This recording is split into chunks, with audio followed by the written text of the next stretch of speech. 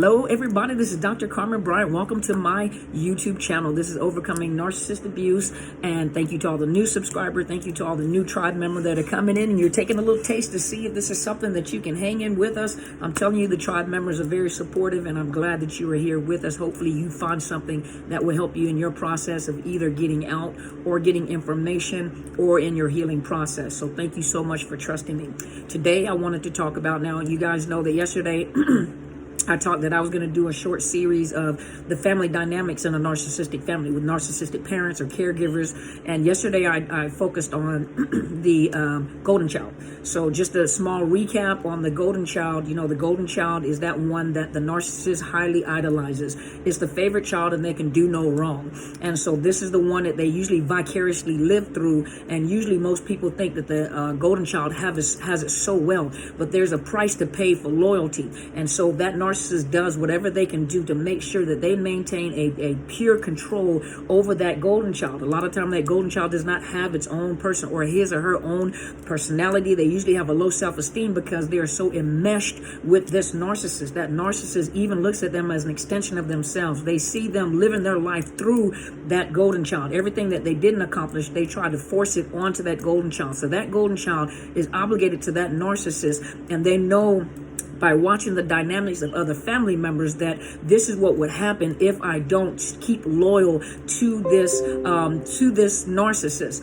You know, the other things that I've seen with the golden child, a lot of times they do develop narcissistic personality disorder because of, first of all, superficial relationship. There is no true bond or true love between the narcissist and the golden child. It's very superficial, and usually it's the child, you know, if you're dealing with a somatic narcissist, it's the child that looks the prettiest, you know, that gets the most attention. They live through that child. If it's a cerebral narcissist, that one that has intellect. Sometimes it may not be the first child. It may be the second, third, or last child, you know.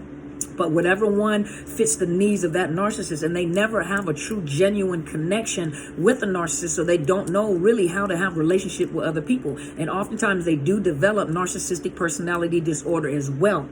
A lot of times I have found a golden child, the golden child that have drug addictions or alcohol problems. They have problems in relationships, and they try to keep the relationships together, you know, but they usually have a problem with their self-identity, you know, a lot of problems that this golden child has. So the golden child doesn't have it as well as most people assume that golden child has it. Now, today I wanted to talk about the scapegoat. Scapegoat is a pretty powerful person within that family dynamic.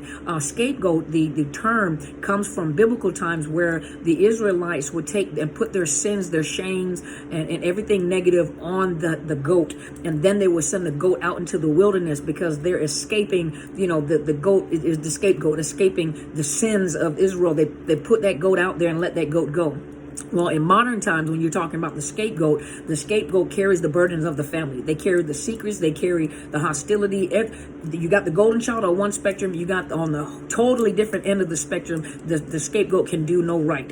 You know, and that narcissist is always after that scapegoat, always after that scapegoat. Anything that is negative about that narcissist, they project it onto that scapegoat. So everything that is negative, everything that is bad, every negative way that narcissist thinks, they project it on that narcissist. Any dysfunction in the family, anything that's happening in the family, you know, they make that narcissist, that scapegoat feel as if this is your fault, you know, this is what you've done, you know. And the scapegoat is pretty much a very they're pretty true to themselves. They are who they are. When you meet them, they are who they are. They're very genuine people, and they're very honest. Most of the time, they're very honest people. They tell what they're the ones that point out the pink elephant in the house. They don't keep the secrets like the golden child keeps the secret to keep the dynamics. They're usually not enmeshed with the narcissist. Makes it easier for them to leave the family dynamic. But usually because they're the black sheep of the family, when they leave the family or get away and they see the dysfunction in the family, they know the dysfunction in the family. They know the secrets in the family. They even know the secrets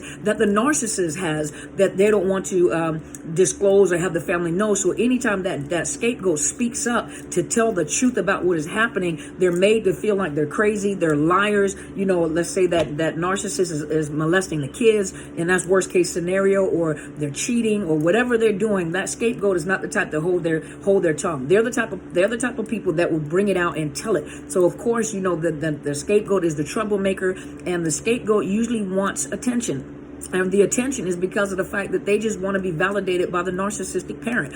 They want attention, whether it's negative or positive. These are the ones that, in their behavior, they start to act out in school, because usually the whole family chaos stops because everyone focuses on this scapegoat. Everyone focuses on the scapegoat. So all the attention now is on that scapegoat, but they have the attention. That's what they wanted.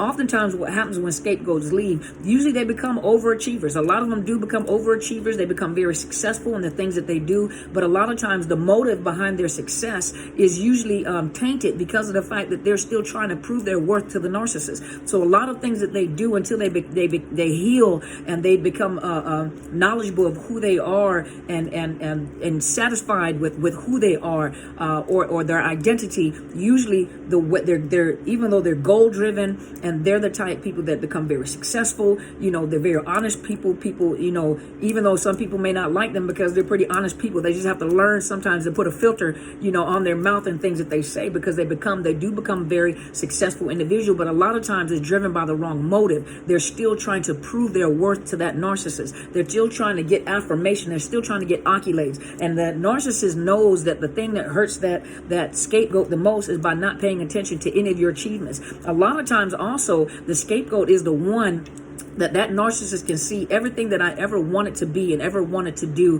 That scapegoat is doing it, is displaying it. You got the golden child on one hand that's being manipulated and forced into whatever that narcissist, has them to do, but they're not even satisfied with themselves. The narcissist is not. And then that scapegoat is the one that usually becomes pretty successful in the family. They're usually successful individuals. They do, everything that narcissist ever wanted to be or ever wanted to do, that scapegoat is doing it. The problem is that narcissist cannot get control of the scapegoat. And so because they cannot get control of the scapegoat, they don't have a problem with humiliating the child, or even if it's an adult child, humiliating the child, smear campaigning the child, because they know that scapegoat has the secrets of the family and they're not afraid to express it or talk about it. They're the ones where everyone tries to keep hush the secrets, or they're at a family gathering and people are trying to, they're the ones that's like, no, that person is a narcissist. No, that they're manipulative. No, that individual or that mom or dad, they're like this. No, don't try to. No, see, that's your problem right now. They're the ones that got the mouth. A lot of times the scapegoats are the ones that got the mouth,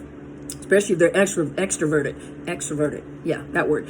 But they're the ones that have the mouth. No, you can keep the secret if you want to. You can, and a lot of times they also become rescuers. No, you can keep it like that if you want to, but you need to speak up for yourself. They're the ones that they're almost like the hype man. No, I'm going to tell you like this. What you need to do is, so a lot of times, and that narcissist hates it, because a lot of time that narcissist wants to destroy that scapegoat and can't. A lot of times, you do have scapegoats that do end up getting narcissist or developing narcissistic personality disorder because of the cruelty and the pain inflicted on that scapegoat to try to maintain control. A lot of times they're the ones that are abused physically, definitely emotionally and psychologically, and then sexually as well. So a lot of times the scapegoats have a lot of deep wounds, a lot of heart wounds, a lot of relationship wounds, because of what they went through with that narcissistic parent. They can be very forgiving, but those that develop narcissistic personality tend to repeat what it is that they went through, but that's that scapegoat, because they're the ones that just have no problem in expressing themselves. They have, a scapegoat is a very powerful individual, very powerful individual. If you find out your friend was a scapegoat, sometimes they're still spewing out that hurt. They still want they want the affirmation. They want the acceptance. They just want someone to care for them or love them, because they know that genuinely they're good people. Without the narcissism, without the narcissistic personality disorder. They're honest people, they're hardworking individuals, a lot of them, not all of them, this is not a general statement, but a lot of them are hardworking people. They're creative, they're loyal people. They're loyal. So usually when they connect with someone that is good people, what we say good people down south, good people, when they're connecting with people that have no ulterior motive, or are genuine, and they learn to trust, they are the ones that become friends for life. They'll fight, they'll ride or die. That's what the kids say, right? They're ride or die. These are the ones that will be friends for life. They'll give you the shirt off of their back. They'll make sure that you're taken care of, because once you have proven, and a lot of times it's hard to get close to a scapegoat, because because they see, they're not blind. They see, they know what's going on. They usually can check people's personality or check people's motives. They usually know something's not right. Sometimes they do make mistakes because they have that need, especially if they haven't healed. They have that need to be accepted or wanted, or loved. And so a lot of times they can be what we would call codependent, or they can be people pleasers as well, until they have learned to, when they finally have healed and learned about who they are and how they are, they become like the most loyal people to the people that they trust. Some of them, not all of them, but a lot of them are not the types that run in big crowds. Big crowds is too much. But they are the ones that have loyal, they usually have not that many friends, because remember, they've been so isolated within the families. So isolation and rejection, usually as they get older, doesn't bother them, because they're accustomed to it. They're accustomed to when that narcissist gave them the silent treatment, as a parent gave them the silent treatment to punish them. They learn to find their peace within that silence and that quiet when you left me alone. So a lot of times when people use that as they get older, when people use that against them, that is their little piece of heaven. That is their little quiet. Sometimes they are a type of people that don't like to be around a bunch of people. They can fluctuate between, a lot of them are, what do they call it, introvert and extrovert, of equal balance. So a lot of times they can fluctuate back and forth within, but a lot of times they don't mind, because they're the type of people that they'll tell it like it is. Those are the ones that you want to know in your life. Those are the ones that tell it like it is, and especially when they begin to heal and understand, they usually have to put a checkup, to make sure that I don't go overboard, because sometimes they don't have filters and they just tell it like it is. And that's what makes them so dangerous to a narcissist, because they just tell it like it is. They tell what's going on in that household. So hopefully this has helped you. Not a long video, because I do have to go to work. I have a client that I'm getting ready to connect with, so I'm doing this in between clients. Thank you guys so much for joining me. Please subscribe to my channel. It is Dr. Carmen Bryant, Overcoming Narcissist Abuse. And then those of you that are on Facebook, I am under Psychological Health Consultants and Services, and on Overcoming Narcissist Abuse on Facebook and on Instagram. I usually post on Instagram, but I haven't really started using like the app itself to go and talk. I'm working on it. You guys, just give me a minute, you millennials, give me a minute. But also I have a book out. It's called Unmasking, the Illusion of Perfection. You can find it on Barnes & Noble. You can find it on Barnes & Noble and Amazon, and you can get ebook, you can put it on Kindle. And those of you that are out of the country that are having problems getting it shipped from Amazon, you're also welcome to go to Westbow Press and go to their bookstore, and you can order it there, and they do ship for overseas. They ship overseas. And those of you who are looking for coaching, please email me, Dr. Carmen Bryant at Outlook.com. All the information is under my video, under YouTube. You'll find my email address. Email me. I'll let you know the rates, my rates at this time, my fees for services. If you are outside the state of Washington, I cannot provide you with counseling services. If you're in the state of Washington, I can provide you with counseling services. Some of you guys don't need coaching first. As one of my fellow coaches on here says, some of you guys, and agreed with it, some of you guys don't need coaching first. Some of you guys need counseling first. Some of you need to deal with the emotional aspect of the abuse that you have been through, the PTSD, this complex PTSD, the depression, the anxiety. Those, if you need medication, to get medicated, the whole person concept, make sure that you get counseling first. Once you have that under control, then get you a coach, because that coach will help you maneuver through your pandemic. The narcissist pandemic. They will help you maneuver to where you're trying to go and set goals up, and hold you accountable. So if you want coaching, please contact me, and we will set up some times and dates for you to get services. And if you need counseling, please, some of you guys, you can't find someone in your local area, BetterHelp.com. If you go to BetterHelp.com, you can actually find articles about narcissist abuse. But if you go to BetterHelp.com/Dr. Carmen, you will get a 10% discount, because it is a sponsored link.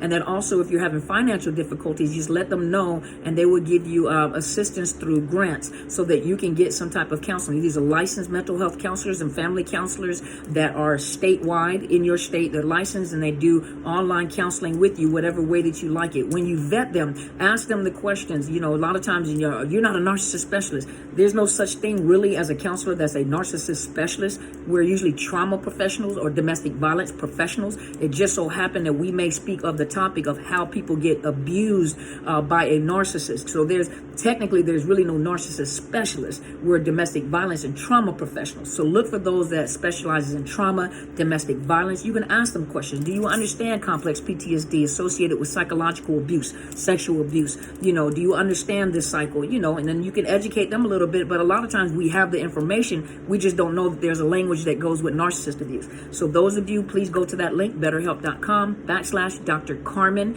and make sure that you also go to my mentor's videos. It is Helen Sadler, Destiny Helper, and make sure you subscribe and share her information, because she provides you with information on narcissist abuse based on a biblical and scriptural and spiritual perspective. Both of us understand that not everybody is a Christian. We understand that, but we give you some good principles to apply to your knowledge bank, so So some of you guys that are dealing with the spiritual aspect, that everybody thinks you're so spooky, just listen to her and she will clarify it to you that it's not spooky, and you are right. Whether you're Christian or not, you're pretty much right. You talk about the demon behind it, go listen to her.